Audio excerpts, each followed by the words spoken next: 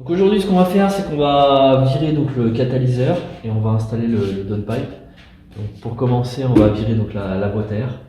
Donc là, vous tirez sur le clips pour pouvoir enlever donc le connecteur. Là, vous dévissez donc le collier ici et on devrait pouvoir sortir la boîte à air. Voilà. Il y a un clip là, il y a un clip, je crois, ici en dessous.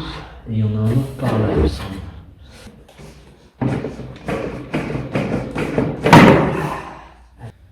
Bon, on en profitera pour nettoyer toute la merde.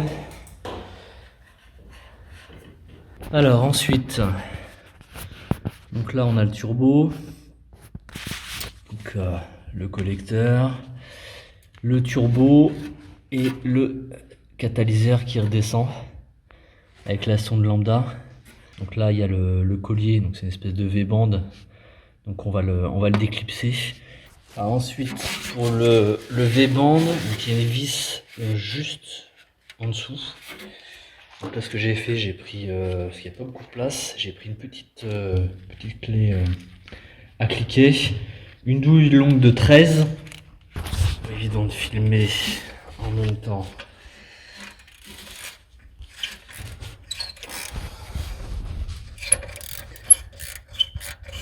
Voilà, donc ça vient.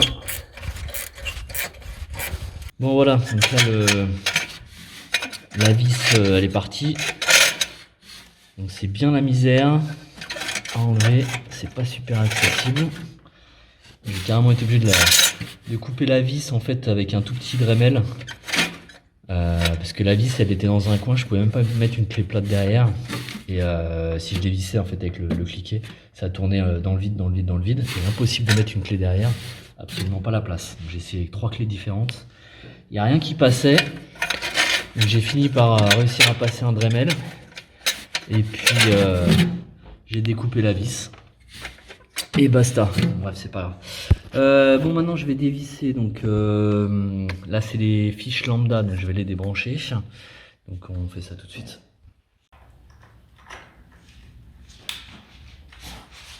Ah, faut tirer dessus de ouf. Et ensuite, faut les pousser vers l'avant. Vous pouvez les déclipser. Et voilà. Ici, on a le déclipse derrière et le derrière. Voilà, ça c'est bon. Ça c'est bon. Bon, on va le démonter ce qu'il y a en dessous maintenant. Donc en dessous, ce qu'il va falloir dévisser, donc celle-là, donc comme elle est bien rouillée, donc je vais mettre du dégrippant. Et puis la ligne qui est ici, je vais la dévisser aussi. On va déjà enlever ces deux vis là. C'est parti, donc un peu de dégrippant là-dessus. C'est une douille de 13, c'est parti. Bon voilà, donc là c'est dévissé, donc les deux écrous. Bon, faut bien mettre du décapant, enfin du dégrippant parce que ça, c'est vraiment rouillé en général à cet endroit-là. Donc voilà, bon, place à la suite, c'est parti. Alors ensuite, il faut enlever les deux écrous là qu'on voit derrière. Donc c'est du 13 je crois, donc je vais démonter ça, c'est parti. Bon, ça y est, cette merde est enlevée. Bon, c'est un peu la galère, hein. Franchement, c'est pas simple. Ce que je vous conseille en fait, c'est d'enlever la plaque en tôle. Finalement, enlevez-la. Si j'essayais de l'enlever là, ça faisait 10 minutes, j'arrivais pas. J'ai enlevé la plaque en tôle, il est sorti en 10 secondes. Donc, du coup, vous prenez pas trop la tête. Vous enlevez la plaque et ça sort tout seul. Donc le voilà, donc ça c'est celui d'origine. Donc du coup on va récupérer donc la sonde lambda. Et puis ça c'est le nouveau.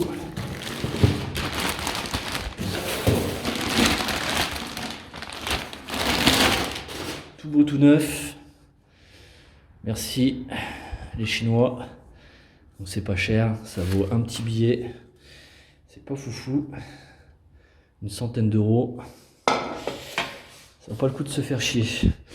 Bon bah on va réinstaller ça, on va réinstaller déjà les lambda. Bon ça devrait mieux respirer je pense.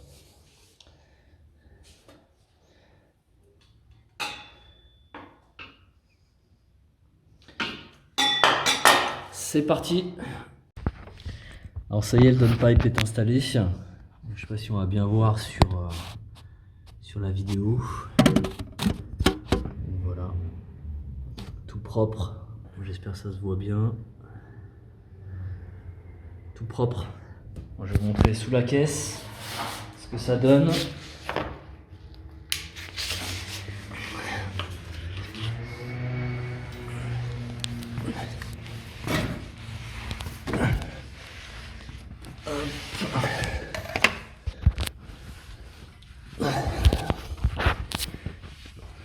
Donc sous la caisse,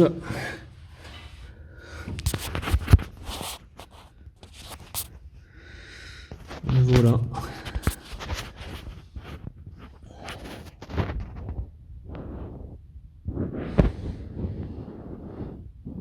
Tout est refixé.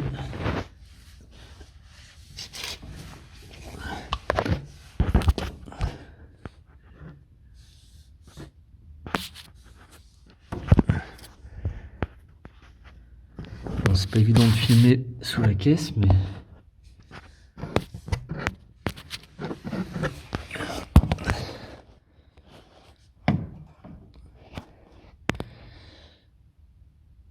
et voilà ce que ça donne vu de dessous.